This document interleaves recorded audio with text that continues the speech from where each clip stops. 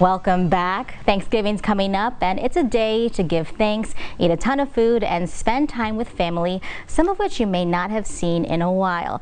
And an annual question on a lot of folks' minds is, how do you navigate some possible sticky conversations at the dinner table? Tonight we've brought in an expert to help us out with that. Joining us now is local Shreveport-based professional counselor Amber Morell. Good evening, Amber. Good evening, thank you. Of course, I know that you're usually used to being the one asking the questions, but today you are the one being asked the questions. So we know that a lot of people will be gathering with their families, some of whom they may not have seen for a while, and like we said, some possible conversations you might not want to deal with do come up. So let's talk about some of those possible conversations. So, I mean, definitely I would stay clear of anything controversial, hot topics, of course everything's political these days, so not all family members have the same, views on those hot topics. So I would suggest just keeping it light and talking to your family in advance. I think about, let's just keep this, off the table.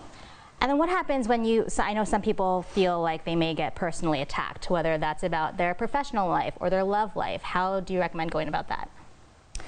Now, are we talking at the table? Yes. Okay. I think that, there's a lot of sensitivity that can be there. If it's family that you've known for a long time and it's not somebody new to the family, I think, like I said, talking to people in advance to say, let's just keep it light this year. Let's talk about, your work, the kids, things like that.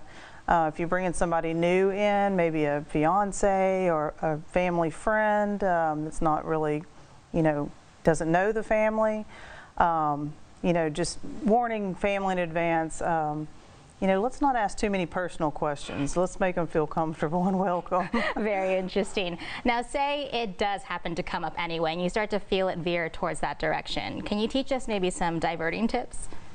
Yeah, I mean, I think that there should be at least one person at the table that's good with, moving the conversation into a different direction.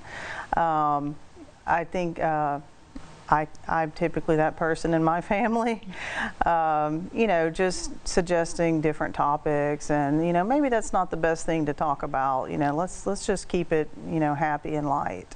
Amber, those were some very useful tips. I know everyone was definitely listening closely. So guys, have a happy, healthy Thanksgiving. Thank you so much, Amber. Thank you. We'll be right back.